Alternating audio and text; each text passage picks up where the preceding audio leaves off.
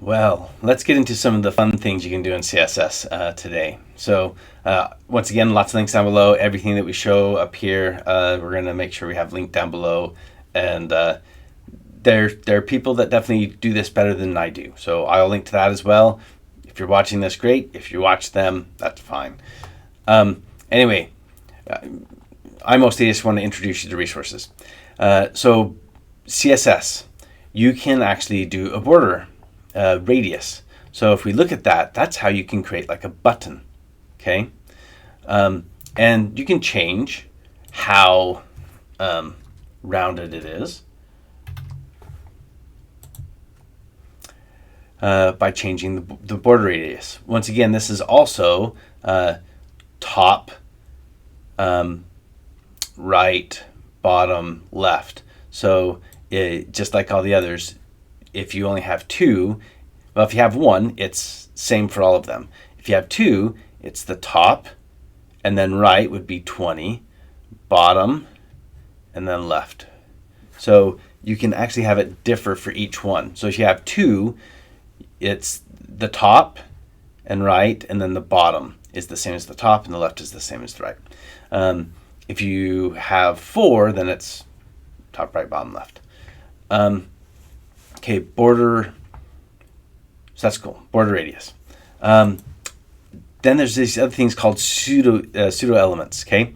And this is with the selector and 2 colons for the pseudo element. Scroll down to the bottom, it'll list a bunch of them, I believe. Yeah, right here. So after, before, first letter, first line, marker selection. So those are the pseudo elements, and there's also pseudo classes. We're going to get to that.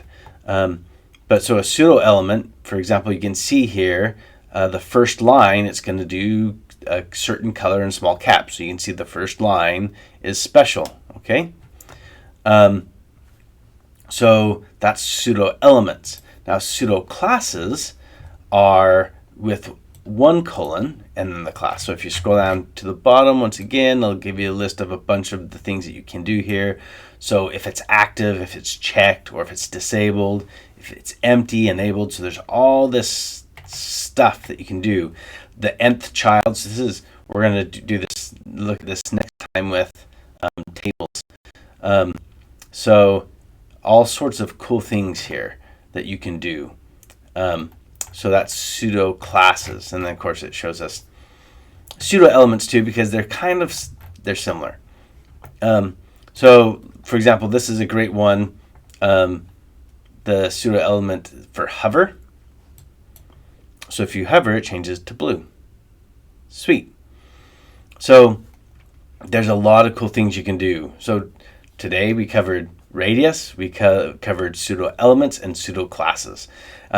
Just looking at a bunch of the options there, there's so much you can learn, so much you can play with. I hope that you'll play and have fun.